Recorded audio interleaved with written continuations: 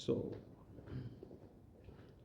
last night, in continuation of Operation Praghat, the Special Task Force of Assam carried out another raid and search operation with the help of Kokrajhar police at Namapara under Kokrajhar PS area and achieved a huge success in averting a major possible terror attack by fundamentalist jihadi elements of a global terror organization, Ansarul Ullah Bangla team, which is connected with AQIS, that is Al Qaeda in the Indian subcontinent.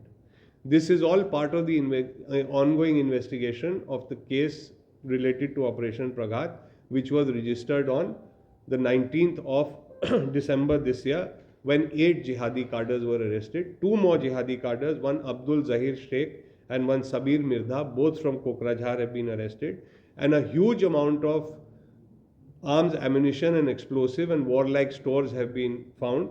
The most concerning issue in this is the recovery of handmade grenade and explosives and material to create more IEDs and iron parts, which would in an IED cause maximum destruction, as well as explosives, detonators, wires, switches. It is very clear that this terror module was looking to create mass destruction in the country and hurt the country and its citizens.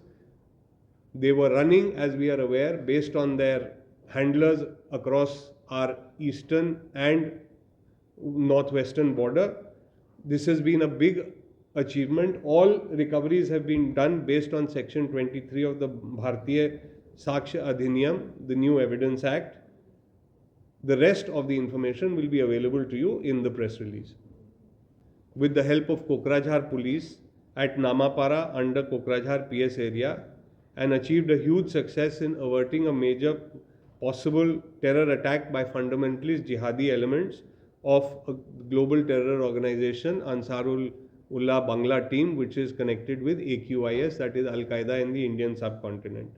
This is all part of the ongoing investigation of the case related to Operation Praghat, which was registered on the 19th of December this year, when 8 jihadi cadres were arrested. 2 more jihadi cadres, one Abdul Zahir Sheikh and one Sabir Mirdha, both from Kokrajhar, have been arrested.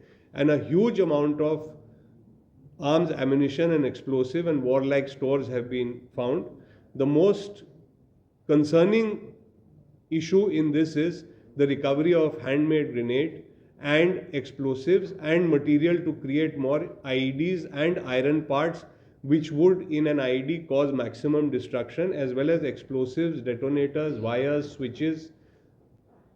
It is very clear that this terror module was looking to create mass destruction in the country and hurt the country and its citizens. They were running, as we are aware, based on their handlers across our eastern and northwestern border. This has been a big achievement. All recoveries have been done based on Section 23 of the Bharatiya Sakshya Adhiniyam, the new Evidence Act.